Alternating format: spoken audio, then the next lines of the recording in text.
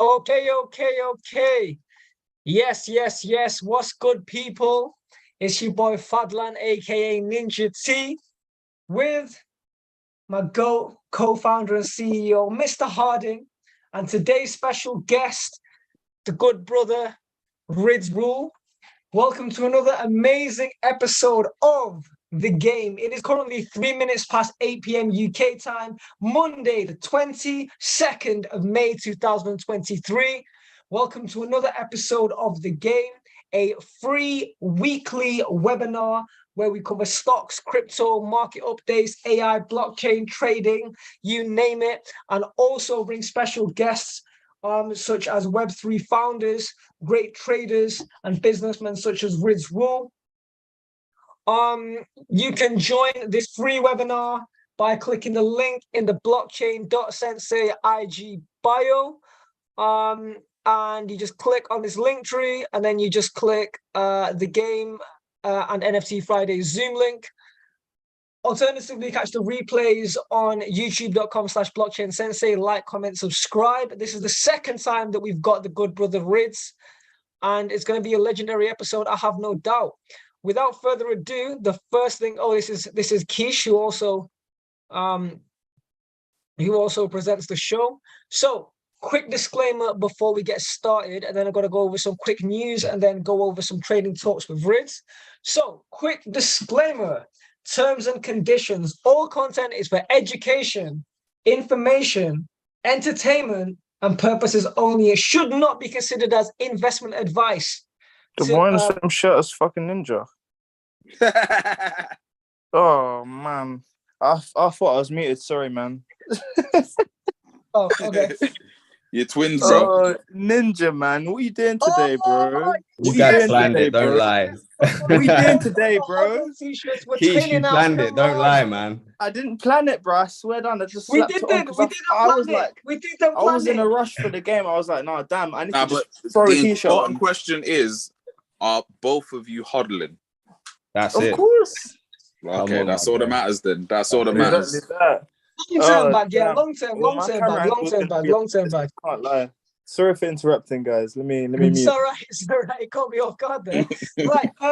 So again, nothing in this show should be considered as advice or a recommendation to buy, sell, hold any assets, nor place any trades. Please always do your own what, guys? Research.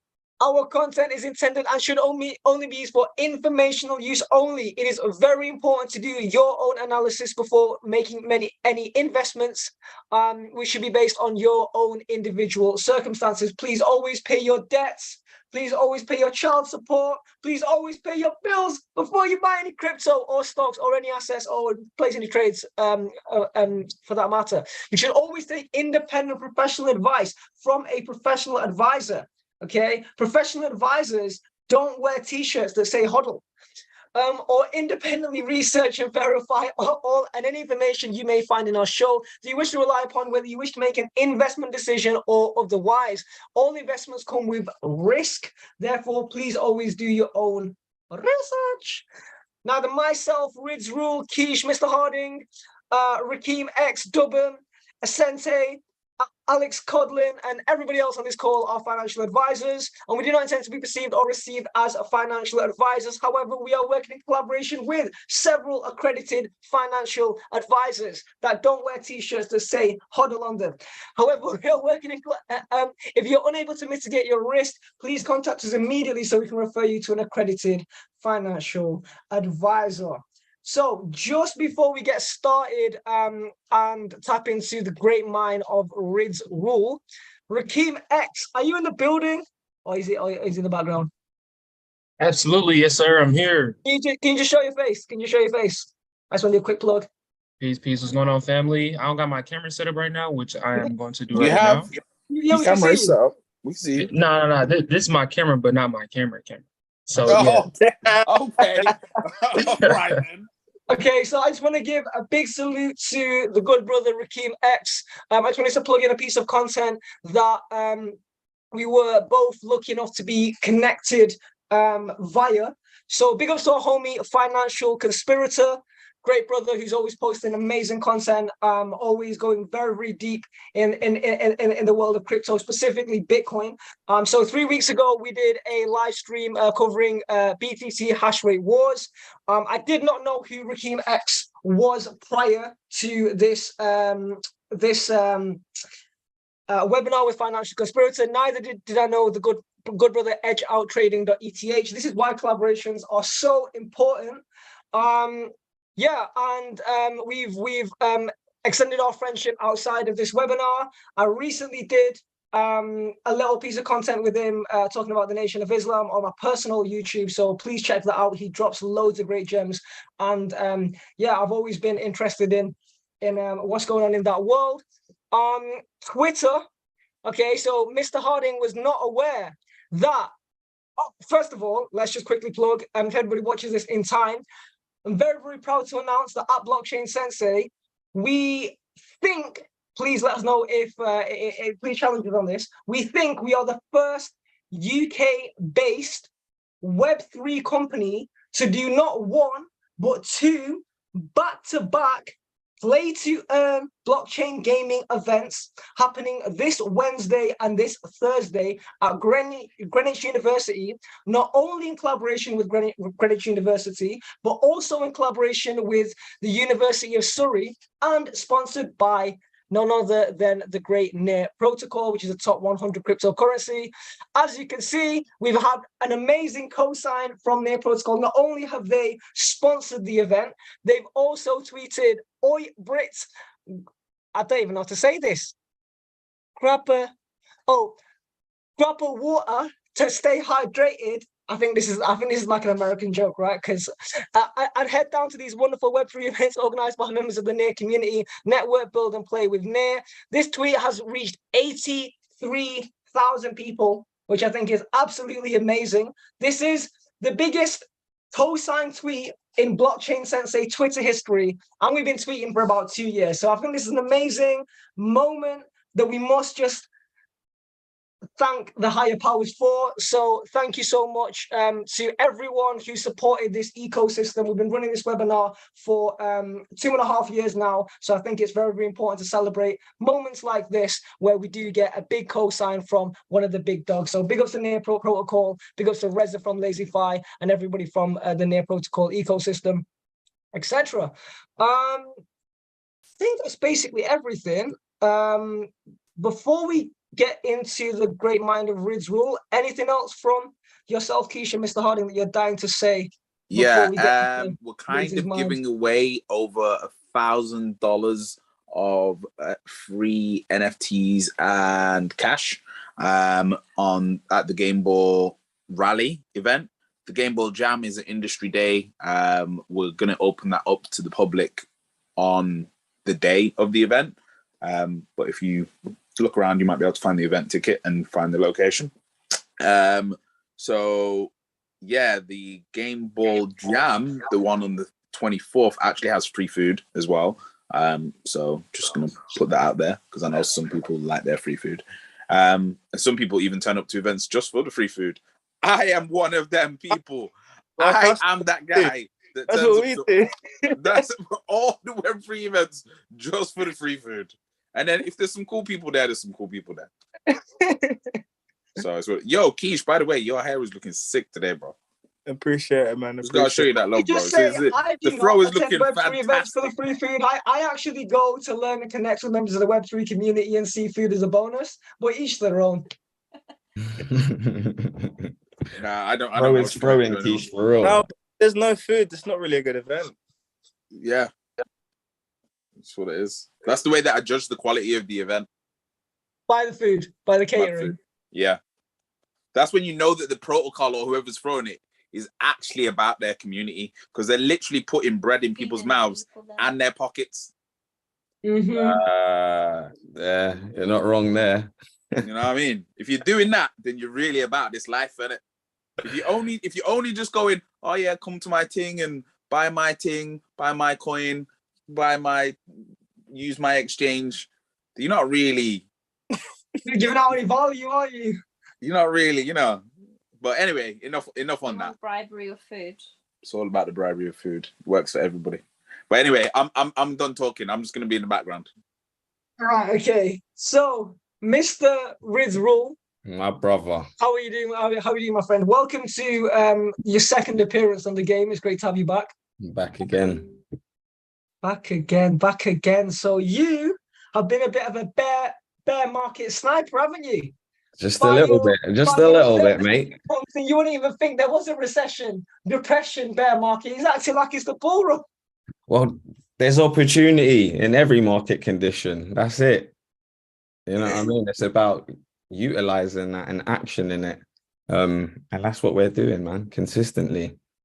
All market 100%. conditions, there is opportunity.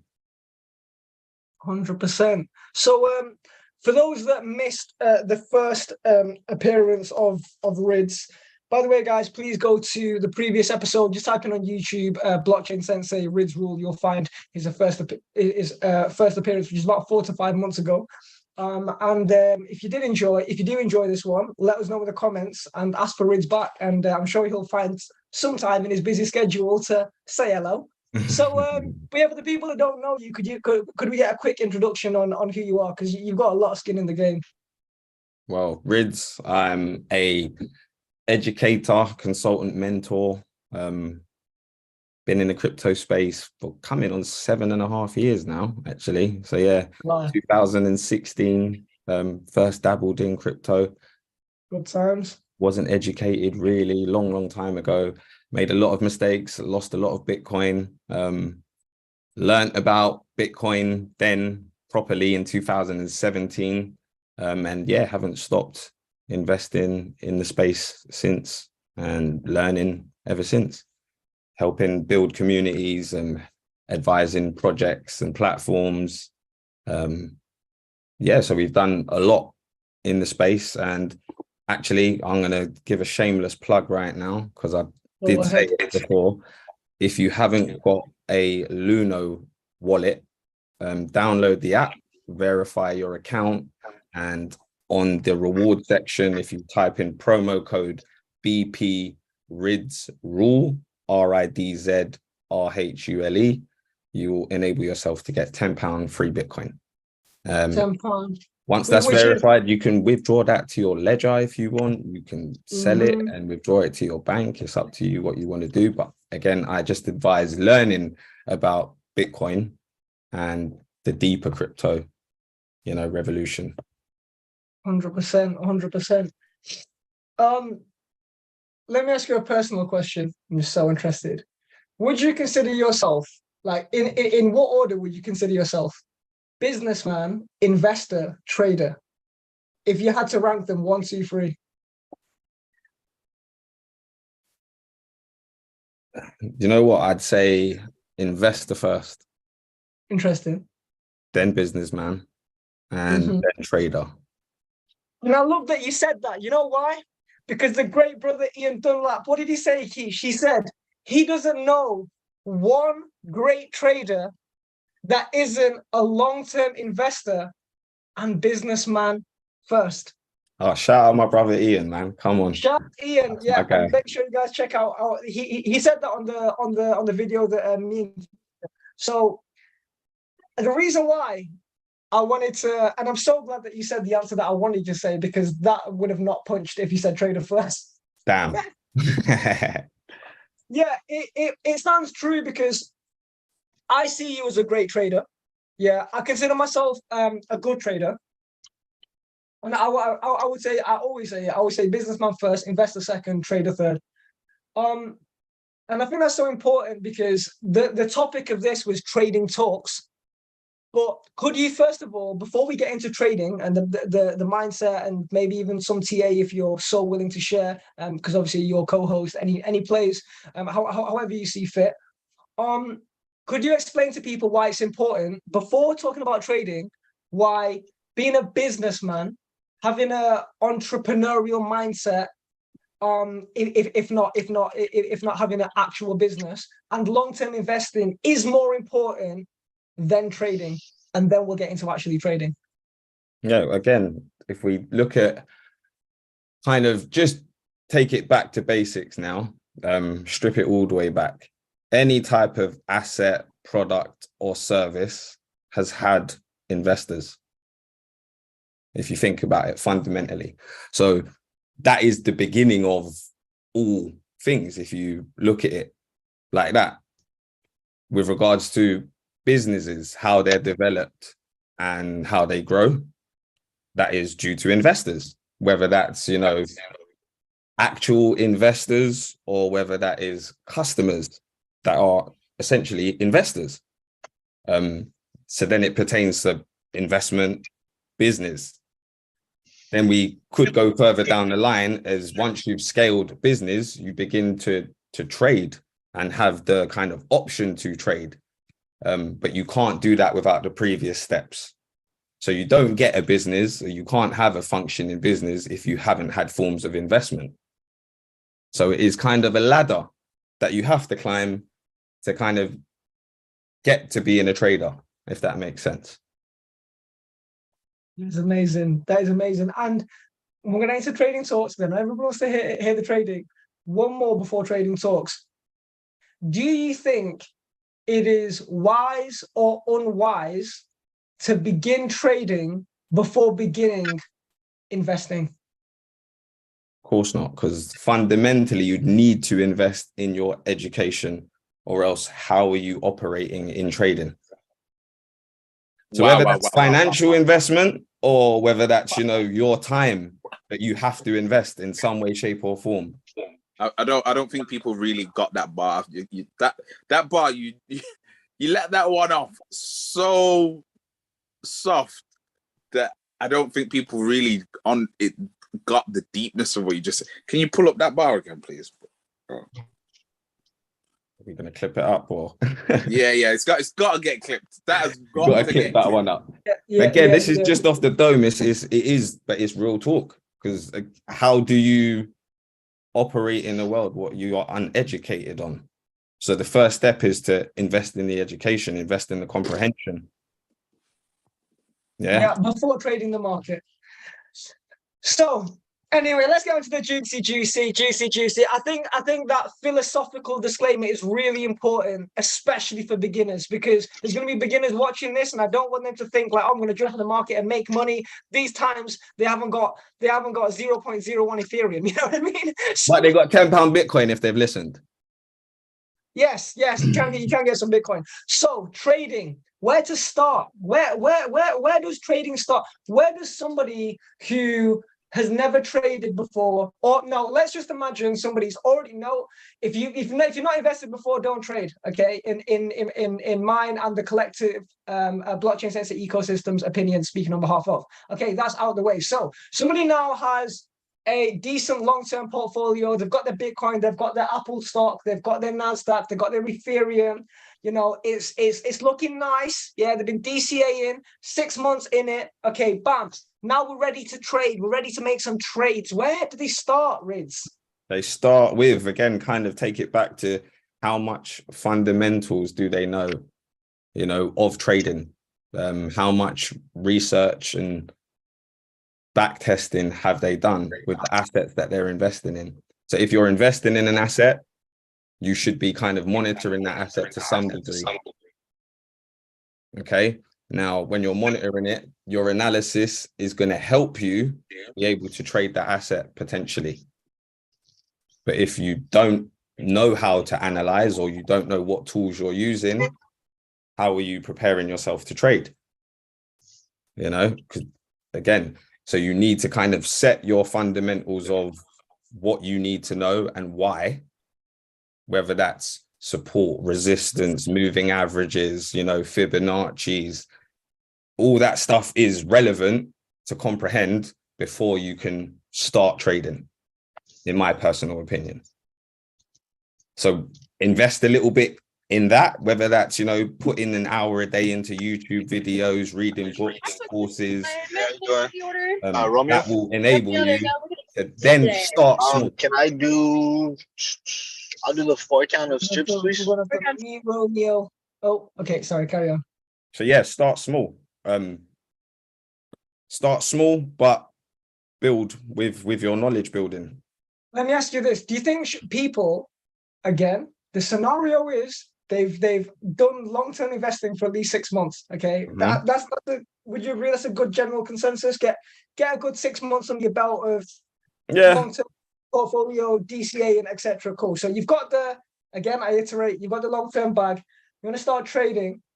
Do you think that it's better to start paper trading first or trading with a small amount of money? Because I'm going to be honest, this is my disclaimer. I did not start off paper trading. I just went in with a small amount of capital, mind you, £100. Because I'm more I would now say there's no harm in paper trading. There isn't. But again, if you are already investing and you're in the world of kind of not delaying gratification, I suppose, you could test the waters with small lot sizes. So not, which one would you say is better for someone who's never traded, but mind you, they've got that portfolio, they've spent at least 6 months on it. Would you, if it was a binary option, I just want to know your opinion, paper trading or small amount of money, which one would you pick? Me personally, I'll pick small amount of money because I don't believe paper trading gives you the right psychology to really and that's where I'd actually come in and agree with you, because there is different mitigations that you put in place when it's actually your money, and sticking to those is easier when it's actually your money. When it's actually yours, yeah. Because historically speaking, when I've come across people who got into paper trading and they got really good at paper trading, and then it made them think they were a good trader, and they went in the market and then got wrecked.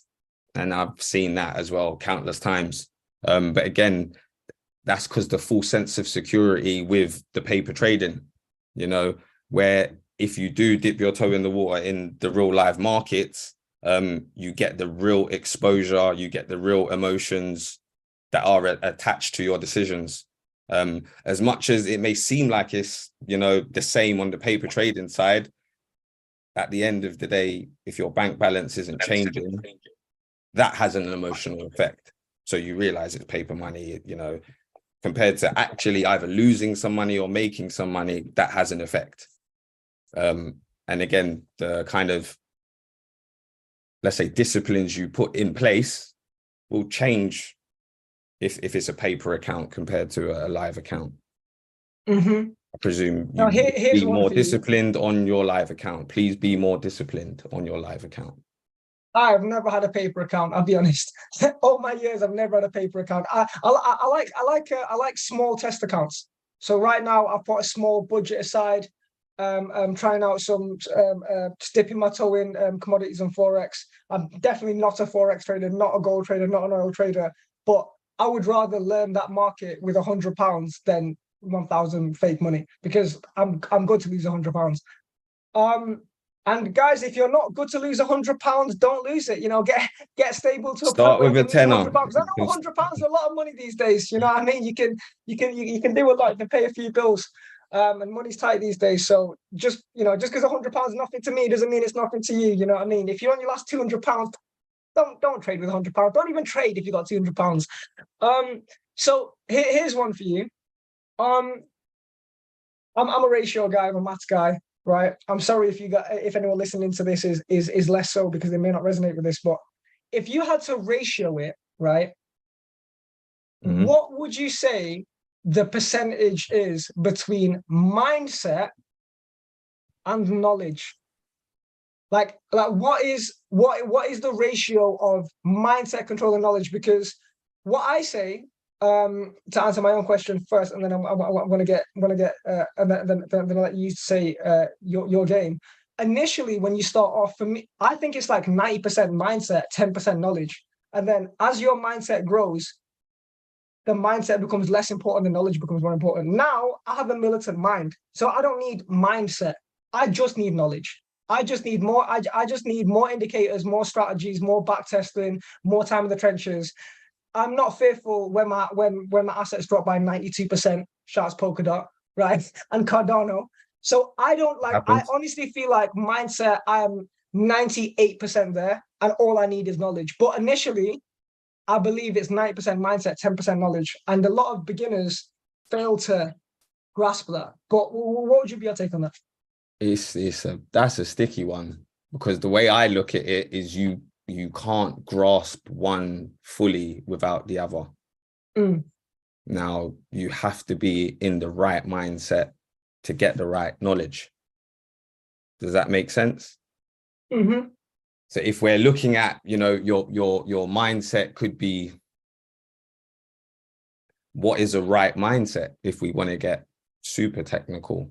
I want to chime in on this. I cannot agree with you more on what you're saying about the mindset, because we've done it before. Ninja, as teachers, we've seen it. You teach people the tools, and they're life-changing tools. 1 out of 100 people that we teach will actually really deep. Whoa, hang on a minute. What has this guy just taught me? That's exactly hang what I'm on saying. a minute. That's exactly it. I've just been taught how to basically print money. What the hell? But I would say it's only 1% of people. I've started. I said this a little bit in the last on the NFT Fridays, and I'm really starting to understand the numbers. Like, this 1% thing is not a joke. It's actually real. Like, it's really real. It's a mindset thing, and only 1% of people have that mindset. And not everyone's there automatically, but you can work towards it. And a lot of people, they want to do the lessons, they want to do they pay for it, and then they don't apply it because they haven't got the right mindset first. For me, so they can have all the knowledge, but the mindset to apply it isn't, you know, on par. So for that, I'm like 50-50 to be 100. Yeah. Okay. I like that. And do you know who I'm going to shout out right now? I'm going to shout out two students that we've had recently that have absolutely epitomized that. One is Youssef, and one is on the call, by the way. With the gold on the call, by the way. Yeah, one is Youssef, who has just completely understood what he's been taught and has got the mindset. And then secondly is Debem, because he's really gone, hang on a minute, what are you teaching me here? And he's just executing. And then obviously big shout outs to the legend, the goats of all students, Crypto Boss. So yeah, let me just gotta give credit where credit's due. Him and his options trading, just printing out the market. Shout out the guys, man. Big up Harden. Come on every time. But yeah, Ninja, that's again, like, for me, you have to have the balance. Simply for the fact of the mindset will help the knowledge and the execution. So it's not just being able to know this stuff, okay? Because knowing the stuff is a big part of it, but having the mindset that will match with executing what you know. Yeah. That's the key. Because there's, you know, I have a community, you know, hundreds of people have been told about a play in a position. Now, did hundreds of people take up the play in a position? We fast forward 2.5 months later, that play has gone up over 200% on the record. On the record, we've said it. Yeah, on the record. Yeah. And how much people utilize that opportunity, how much people utilize that call. And it's mindset to kind of action it, but then it's knowledge to do your own back testing. Do you ever find that when other parts of your life aren't right, it affects your trading? And when other parts of your life are right, for example, everything else, you know, your spirituality, your sleep, your physical health, what you're eating, your relationships are really good, your trading starts excelling. Because me personally, I remember I was in not even going too deep, I was in a bit of a dark place about 3 months ago, and nothing was working for me. Looking at the charts, I just see red. Nothing's making sense. You're sending me signals. I can't even press the button. It's not working out for me. Red is the opportunity. Right? And now look. I know. It was the wrong time in my life, but I relocated to another location. Past month, been killing it, been printing out the market. My guy. And at the same time, my fitness is higher than it's ever been. You know, I've recently smashed bench press all-time highs, got into Muay Thai, and now I just feel like trading's easy. So you've literally just said it though. You've got the mindset back up here with the knowledge that you've got up here, the execution's meeting, and you're slapping trades, you're making money. And again, it's on the ascension where you did say you was in a bit of a darker mind a few months ago. You wasn't able to tap into that knowledge. You wasn't able to action that knowledge just because of the mindset. So it is a 50-50 in my opinion of having that married together and being able to kind of unite it to action as best you can. What about for you? Because you're in a bit of a different position than me because, you're a father, like, so you respectfully have more responsibility than me. Anyone who's a father, I just assume you got more responsibility.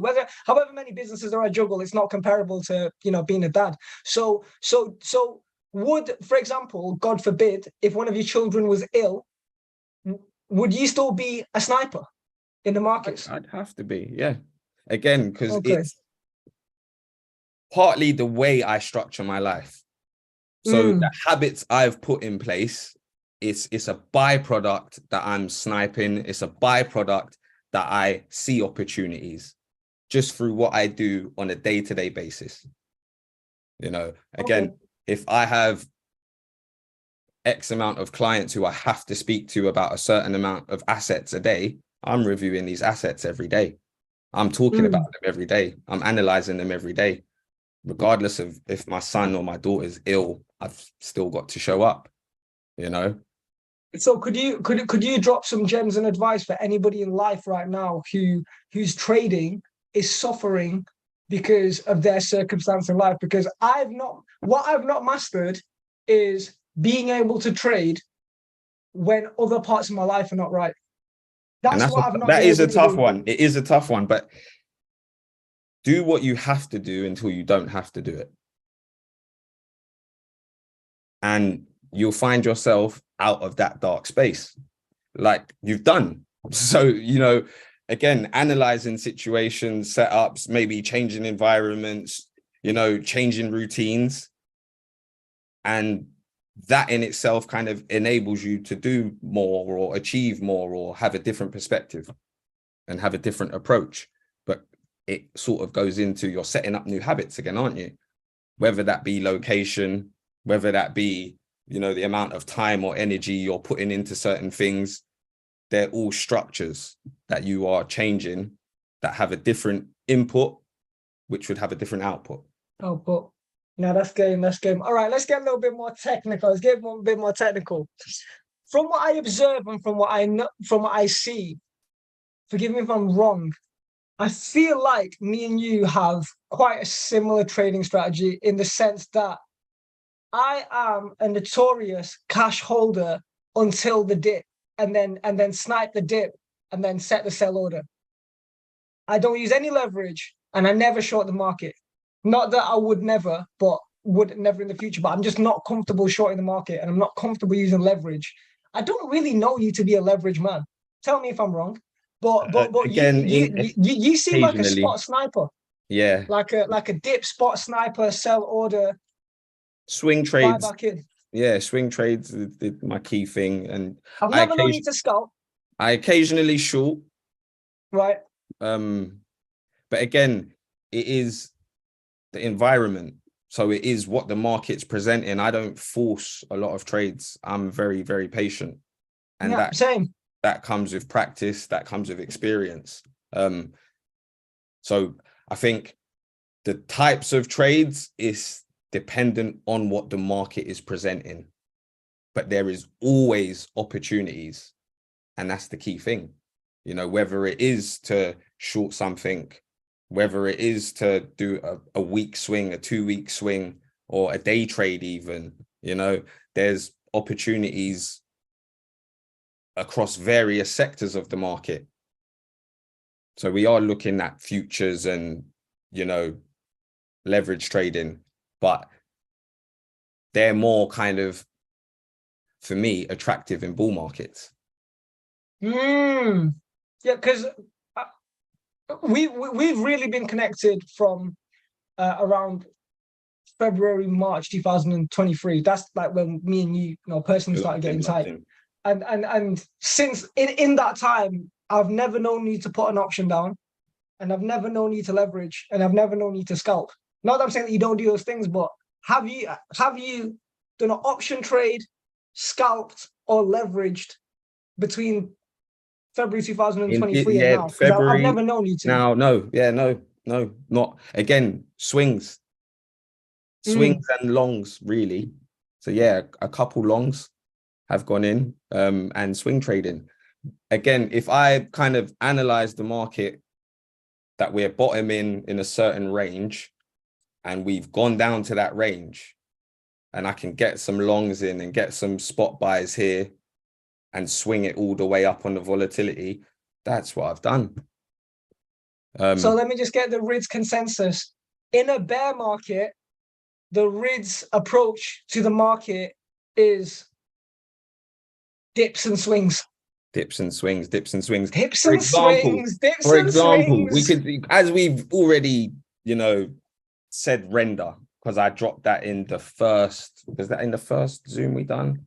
And I know Mr. Harding did mention it as well in another Zoom. But that specific token this month alone has moved over 50% to the upside. Yeah. Over the month, it's had over 100% worth of volatility. So that's going up and down and up and down and up and down. So if you capitalized off of swing trading that, you could have got over 100% from your capital, which I mean, this is in 30 days. That's not bad at all. That's fantastic. That is not bad. It's outstanding. Let's be honest. Family offices, they're not really doing that. But I mean, I say we do that. Grocery's not doing it. We do that. That's what we do, But I say it like it's not like months and years of preparation and studying hasn't gone into, that level of execution, that level of analysis. Yeah. Because it has. But at the same time, when the opportunity presents itself, are you in the right mindset to capitalize? People see, that assets fell 70% over the last 4 months. Why would I touch it? Do they know because the more the drawdown, the bigger the potential exactly upside. That. Do they know the fundamentals? Do they know the tokenomics? Do they know the kind of macro investors who are involved? And these are people who, swing around billions. 100%. So when you have comprehension of those things, it's easier to execute. It's easier to kind of detach from the FOMO or the FUD, because those things control a lot of people's market movements without them being conscious that, they're doing that because of FUD or they're doing that because of FOMO. If you're not acting off of those and it's pure analysis and, we want to say sentiment, but the charts are actually showing you, the sentiment. Ridz, I'm very conscious of time because I know you said you've got an investor meeting at 9 p.m, right? Yeah. I'm gonna open up the floor to questions. Quick plug. Super proud to announce the relaunch of the Blockchain Sensei Signal service, this time on Telegram, in collaboration with the good brother Ridz Rhule. In order to get on the Signal service, click the link in the blockchain.sensei Instagram bio or Twitter, the link tree, the famous one, link.tree/blockchain sensei. And then the third link, Ridz Rhule and Blockchain Sensei crypto trading service.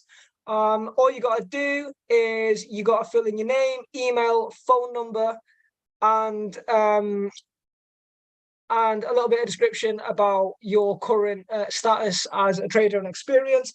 I will personally give you a phone call and schedule a one-on-one to see where you're at and see where the Signal service can benefit your trading strategy. And we aim for the Signal service. No, not that we aim. Let me put it out there. It's my birthday on the 15th of June. So the trading Signal service will be out before my birthday. So within the next 23 days, I take 100% responsibility for that. Okay, so let's open up the floor to questions. Team X, this is your first time ever on the game. Welcome, my brother. Are you there? Yes, sir. I'm just tuned in, picking up the game that y'all dropping right now. Love that. Love that. Wait, is he there? Where's Rakeem? Yes, sir. I'm here. Did you hear Yes. Yes. Do you have a question for Ridz? me? When you first started trading, what was a hurdle that you had to jump over, when you first got into trading? Or some hurdles? Some hurdles is the language. Just, again, being not exposed to that type of terminology before, breaking down the jargon and, yeah, knowing fully what the options are and what these words mean to be able to kind of utilize them. So whether that was leverage, whether that was, setting stop losses, limit orders, market orders, now it's completely basic to me. But there was a stage where I didn't understand that at all. And those was like the first hurdles to actually getting over the line and making my Learning the language. Yeah, learning the language, getting over the line, making my first trades and my first investments. Yeah. So that was a hurdle. And once you jump that, other hurdles come. And again, once you learn to jump, you learn to keep jumping. That's it. Rakeem X, I got you. We got our our chart analysis 101 this week. So that's amazing. Absolutely, thank you very much. Let's pick someone else. Let's pick whoever unmutes their mic and ask the question. 3, 2, 1. Alex, Devon, Sensei. Devon's inside. I think that's Devon. Go on, Devon. Ask the question, homie.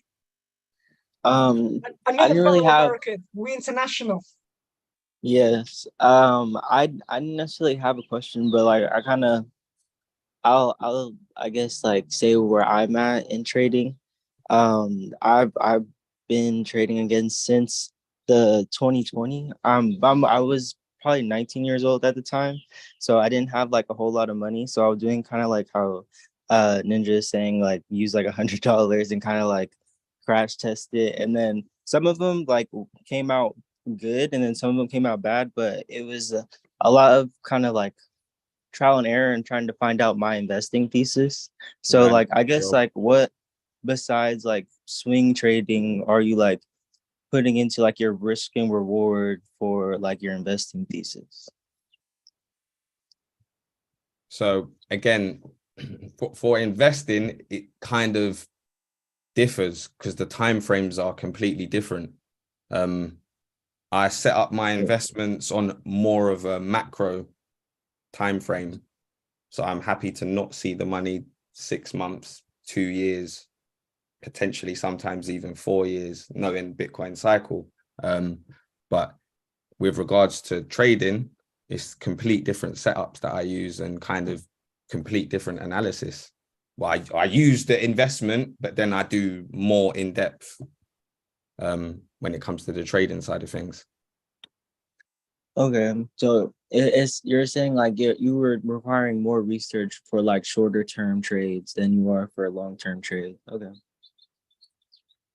Yeah, because again, like exposure is what you need to kind of time in the market is better than time in the market. Mm-hmm. Yeah, and you can't really do one without the other.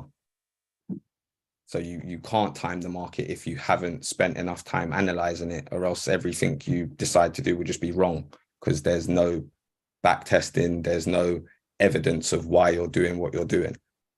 So kind of building up the fundamentals with back testing, having your time frames set out, studying your assets, because again, a lot of people are high risk. A lot of people are happy to just be, BTC. And there's different levels of volatility in those different remits. So it is about, understanding that to be able to, and again, that information is more detailed and is more sensitive with regard to projects, new coins, like airdrops, all of the things that kind of you might get a quick upside off if you have the intelligence that you can action quick enough. Then all right. Yeah, they're not generally investment timeframes, they're more trader timeframes. And the risks are different, completely different. Mm-hmm. Yeah, we got 12 minutes before Ridz got his next meeting. Let's try and get 2 more questions in. Okay, first person to ask a question gets it. 3, 2, 1. I like this. I want to pick. How long have you been doing it? Ascenti. Is that Ascenti? Oh no, Alex. Go ahead, bro. Oh, Alex okay. Go on, Codlin. mate. You go first. You go for it. No, I was just gonna ask, like, what kind of research do you do? When you talk about research, like studying the markets. So deep diving. I'm on GitHub. I'm on, the forums. I'm in the Telegram. I'm on YouTube. I'm on LinkedIn. Reddit. Every information source. If a project is a proper project or a company is a proper company, they should use the correct outlets or be publishing, their updates. So I'm all over that and have a team that is all over that. Okay, and like, how's the research different from an investment standpoint to a trading standpoint? Again, so that's where, if you're looking as an investor, it might not kind of matter as much what the wallet addresses are doing on a day-to-day basis. How much liquidity is flowing through the protocol on every 24 hours. But if you're a trader, that's completely relevant. Does that make sense? Kind of. Say. Okay, let's get one more question in. Actually, we've still got 10 minutes. We might have 2 more. Alex Codlin. Alex was asking a question. Evening. What is your macro outlook? Crypto's blowing up. Global adoption is happening as we speak. And I think CBDCs will be kind of the other side. So we've got fiat money, we've got crypto. I think if they do away with fiat money as we know it, turn it into the CBDC type of currency, we'll have the crypto world and the CBDC world. That's my kind of macro perspective. So there's certain protocols that will interact with both worlds. There's certain protocols that will stay siloed in crypto and blockchain. Perfect, thank you. Okay. Let's try and get through some. Okay, Fab never quits.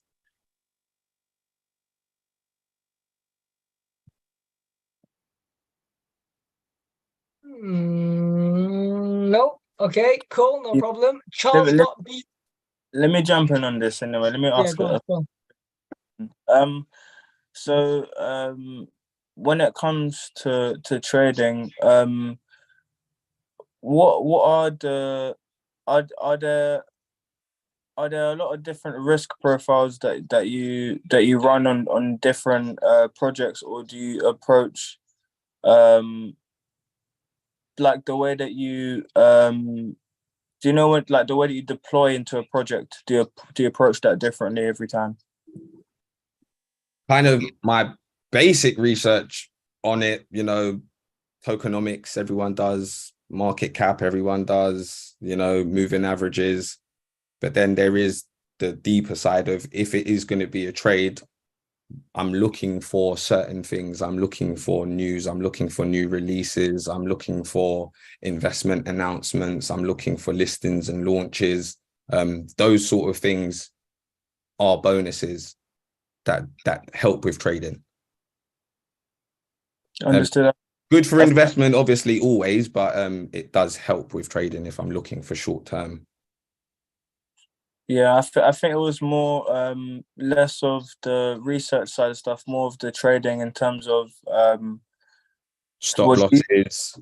like TP1, TP2. Do you Yeah. load up further? Yeah. Or, like, do you load up again after you reach a certain point in the market, or do you just load up at one point? Is what I'm basically asking. So what I advise is scaling out and then recycling. Yeah. So yeah, we could go back in at the higher levels and scale up again, but as long as you are taking profits, generally up to TP4, I advise, 4 take profit zones. And again, not all of them might come in, but if you do execute on 3 or 2, you've taken profit. Yeah, exactly. And then and as that, I'm advising upping the stop loss, so you're never gonna go out without a win. Do you know what I mean? So again, that is relative to the asset. Understood. Yeah. I've got a question before you shoot off. 2 questions actually. What would you say is your biggest mistake in your entire journey and time in the space so far? And then question after that, mad one. That's a mad one. Yeah, it's important. It's important. We got to hear these L's, innit? It is. Yeah. Because most people don't want to talk about L's, but I know you'll talk about L's because you're a real done. Yeah. That, and then what would you say what's the one thing or 2 things that people should never, ever, ever, ever do that you're going to help them save time, money, energy by telling them now? What should someone never, ever do, and your biggest mistake? My biggest mistake was not doing due diligence on platforms that I am entrusting with my hard-earned funds and cryptocurrency. And to be completely transparent, I had to learn that the hard way more than once. So what I will say is, if you follow me on Instagram, hit the link in my bio and get yourself a ledger, and don't be afraid to, decentralize your holdings and put it in your own custody. Whether that be maybe not nano though these days. It's a bit. Well, if you've got the S, you're fine. That new update's not relevant. But then the S's are very small. I filled up about 3 of them. So we'll do the whole episode on that because there's a lot of methods to that. But yeah, 100%. Yeah. So again, security and kind of, as mad as it sounds, protection of your capital is like my biggest thing. What are you investing for if it's not safe and not yours, effectively? And I've learned the hard way, lost a lot of Bitcoin and a lot of money in learning, making those mistakes. So that's one of the biggest mistakes. And what I would say, what people shouldn't do is, again, this is going to sound so cliche, but invest uneducated and more than you're willing to lose. If you're uneducated, you're more likely to lose. So it's kind of simultaneous, but again, if it's your last £10 or your last £5, don't invest. Make sure you can provide for your family. Make sure you can kind of build yourself up to where you are comfortable taking those risks. In which case, if you're on your last 5 or 10, don't spend any money in the markets. That's where maybe paper trading is good and just learning. Yeah. Again, people going into the world of FOMO, and they can't afford it. Again, I've seen a lot of people get wrecked like that. I've known people to take out loans and make really, really stupid decisions in times of FOMO, in times of euphoria, and it turns out to not be, the best thing to do. So again, risk, security, and education it's like the biggest takeaways that I'm going to leave with you guys. Yeah. Okay, question there. Any question? Yeah. So just going back to the nano, so those who have got portfolios of, let's just say, for example, in excess of like 10, 20 bags, maybe even a little bit more, and they've got this fear of the nano storage, cold wallet, what would you say would be a alternative, a respective alternative to store? But again, as well as the ledgers, Trezor. Any others, perhaps? There's quite a few now out there, but again, I wouldn't want to say if I haven't tested them personally. I've tested Trezor, I've tested Ledger. I'm on the warm wallet kind of setups with a few, you know, you've got your MetaMasks, you've got your trust wallets, etc. But again, being offline is the most secure. So being on a Trezor or a Ledger, for me, it is the best place to be. And if you do get an X, it doesn't mean you are giving away. I think you have to kind of subscribe in some way, shape or form for that new thing that everyone's scared about. It's not autonomous. It doesn't just happen. You kind of have to sanction it and sign it off. So would you say a lot of the talk on the back of it from the individuals who are talking so much about it is a lot of hot air? Or yeah, for me, again, it's kind of a lot of FUD for the space to just kind of give bad sentiment and bad narrative for security. Where historically speaking, again, there has been leaks with, you know, data breaches for many platforms, but are ledgers secure? Yeah, they are. I want to chime in on this one as well. It backs up the crypto paradox. Everybody, most 99.9% of people are in crypto, not for the technology because they love it. They're in it because they want to get rich. They want to become financially free.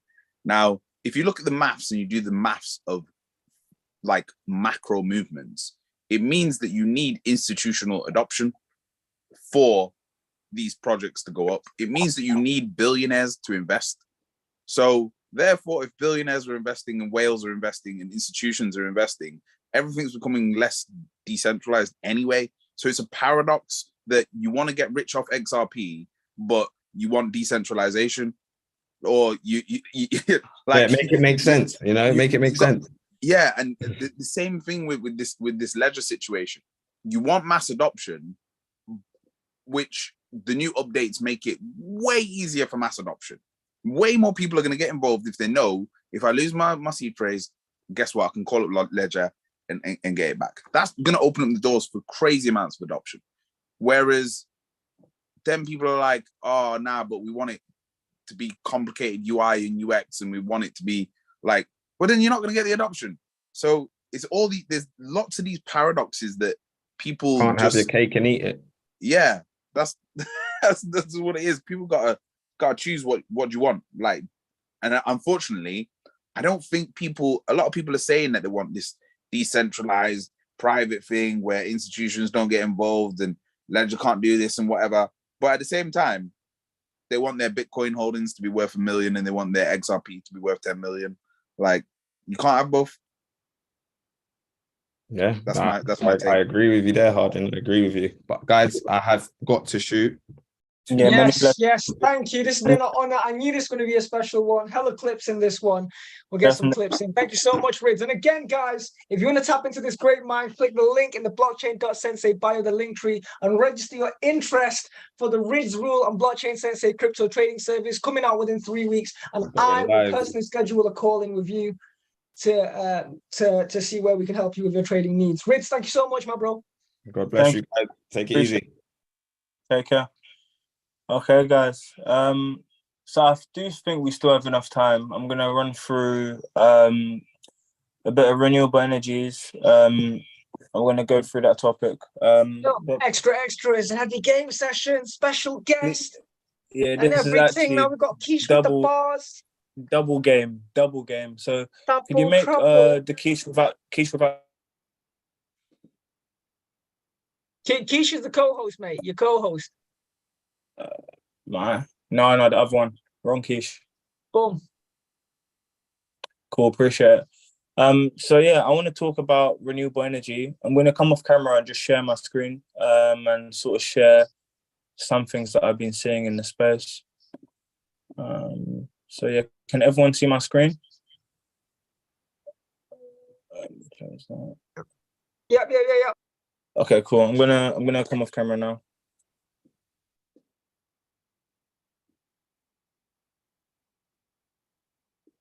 Okay, everyone can hear me good, right? Okay, everyone hear me? Okay, good. Let me just close this. So I wanted to talk about renewable energy, but also blockchain technology with renewable energy, because I had quite an interesting conversation yesterday, and I think it's an area that a lot of people are not, first of all, looking at, and there's a lot of problems within the world. One of which is this. This happened on September 26th. Where there's basically an oil and gas line from Russia all the way down into Germany, Poland, and these regions. And this is supplying oil and gas, but over here you can see that there's actually 4 different points that it actually got bombed. So a country, I'm not going to name a country, but the country has stars, kind of similar to these bombs. A country basically attacked this stream, and then there was oil and gas flooding into the ocean. They had to cut off the line, and this is going to take about 2 years to repair. This little old country here, Germany, is actually struggling quite heavily, as it only has around about 2 years reserve. So everyone that lives in Germany right now would know, and in their day-to-day, they've actually had to limit their usage. But this is going to cause, a huge change in oil and gas prices, and is going to affect the world for the coming years, as trade lines have to change, etc. This was obviously a huge build that got made, and is now in the middle of being repaired, etc. But this is the reason why I want to sort of touch on renewable energy, and also blockchain technology, and how it can help improve, and some really interesting things that I've seen in the space. But before we touch on the blockchain side of stuff, I just want to go through a few little innovations that I've sort of seen in the space. One thing is that they've actually created now paper thin solar panels, which are, I think that they are extremely durable. So you can literally bend it, twist it, curl it, and it will only lose around about less than 2% of its strength, and it has the same strength as the large solar panels. I think that this is quite an interesting innovation that will definitely help with the renewable energy. But one thing about solar panels is, if there's no sun, there's no power, right? So that's one thing that I've been looking at. And then there's the solar wind turbines, which also have a lot of issues with them as well. Another way of energy I've been looking at is energy from the ground. So after you go through certain layers of the ground, you then get this hot brine. From this heat, you can then generate power, which is something that is quite interesting that I've saw in the space. One of the most interesting things I saw, fresh out of India, was my brother over here. This video is actually from 3 years ago, of him making fuel out of plastic. And I don't think a lot of people know that you can make fuel out of plastic that burns really, really damn good. So I think that this is going to be a large and a really huge emerging space. So these are the 3 areas that I wanted to sort of touch on before I get into these projects. I'm going to try and be quick because I'm conscious of time. So I want to touch on a few of these projects that I've seen sort of floating around in the space. first of all, I'd like to touch on this platform here. It's quite a simple model.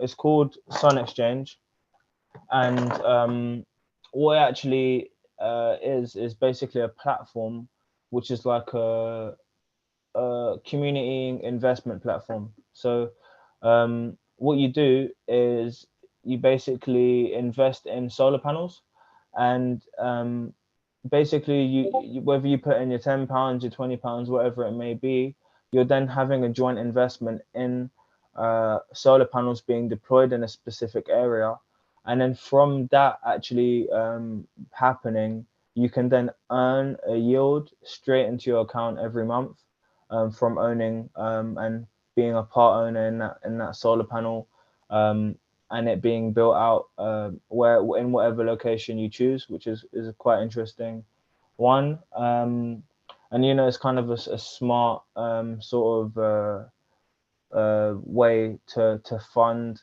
these projects. I mean, Ridz was covering like the investors are either coming from the consumers, like the users, the customers, or from a fund or a family office that may be supporting a company.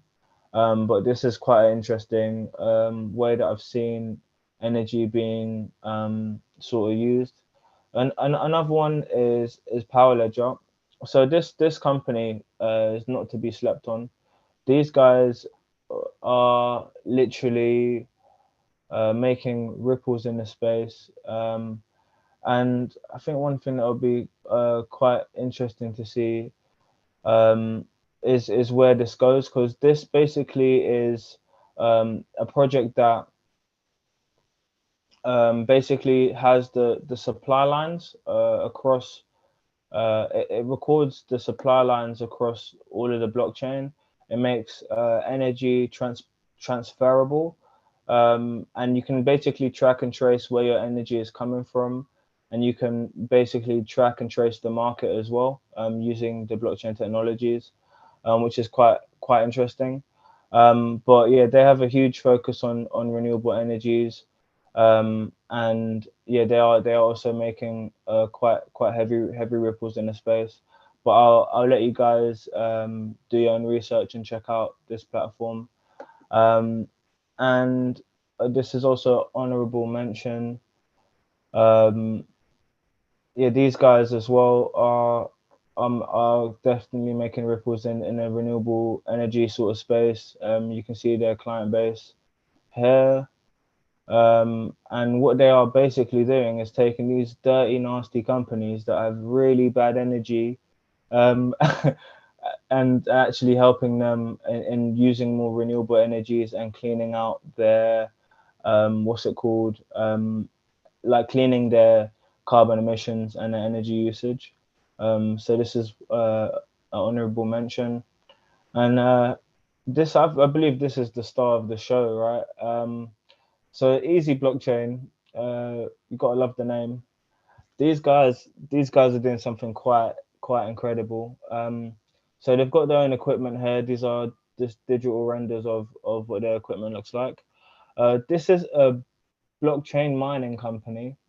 So they actually, what you're looking at are actually different types of Bitcoin mining rigs.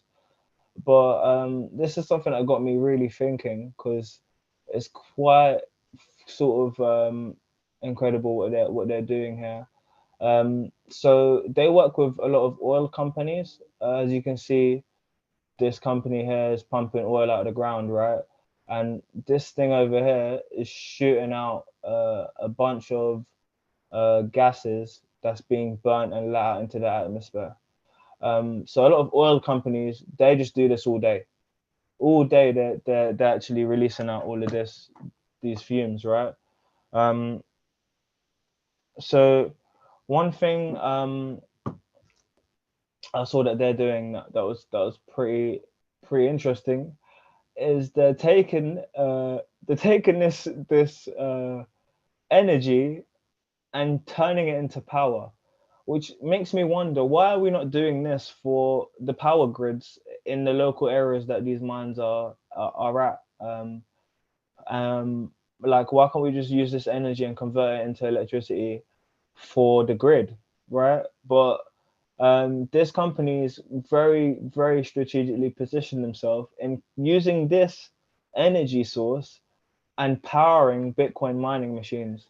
So they work directly with oil companies to basically generate and create their own Bitcoin mining rigs, which you can see, wow. which is absolutely insane. And you can see sort of their site and what it looks like. So they literally harness the energy, turn it into electricity, pump it into them. This is machines. this is relating to what Michael Saylor says about Bitcoin. Yeah. The Bitcoin is energy, and as much as I love the gains of alts, just like I said in the Bitcoin, just like I said in Ian Dunlap video, 14, 15 months ago, yeah, I don't buy any Bitcoin like ever, but I do think it's important to cash out some of the profit into Bitcoin for these kind of reasons. And this is why proof of work does make sense as well, because proof of work is for institutions and it's for energy companies such as oil rigs, etc., to mine such an asset. So exactly that. So this is just incredible positioning, to say the least, and considering that they've done this across so many different regions as well, and are obviously still growing, and they're addressing a huge issue. It's really, really incredible positioning that I've seen from this company, and this is probably one of the craziest ones that I've seen out there in sort of the blockchain space and working with renewable energy. But yeah, it still goes back to the same question of why don't we use this energy of heat and transfer it into electricity and put it back into the grid? I mean, I don't see why that's not a thing. And I'm sure probably Michael would know why it's not a thing. But yeah, these are some little things that I wanted to touch on to sort of show what's going on in the blockchain space in regards to renewable energies. Okay, only across the US and Canada. So these guys must be the largest mining container company, as it looks like. But yeah, I think that there's a lot of incredible use cases with blockchain technology. But I think on a corporate scale, I think it's really that track and traceability, like this platform is utilizing, like Power Ledger's utilizing, for track and traceability of the full grid and where power is coming from and who's buying and selling power and getting it at what price, and you can track it down to the source.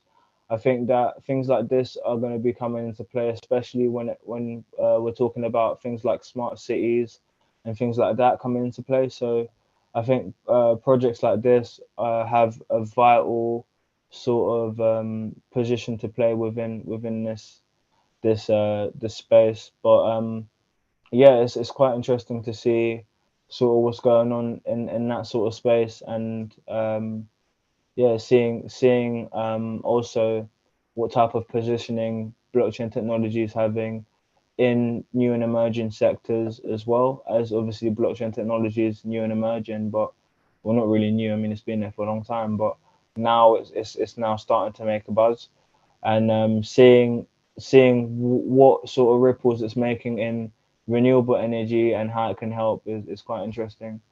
But yeah, I'm still waiting on seeing a project that is going to be utilizing plastic and turning that into fuel, which would be another interesting one.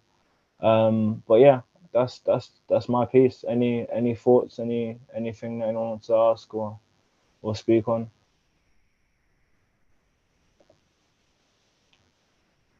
Bro, you hit the game.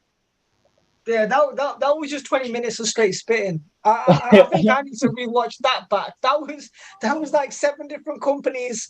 I didn't want to interrupt you in the flow, especially because time is of the essence here. But yeah, I have no questions. Any questions from the audience? Yeah, one question, please, bro. The one you looked at before, the one you were talking of before Power Ledger. Yes.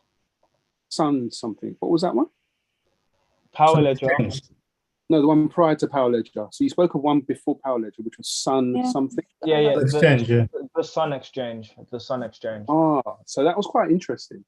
Yeah, it is. Yeah. So like an investment platform, like a crowdfunding for solar panels.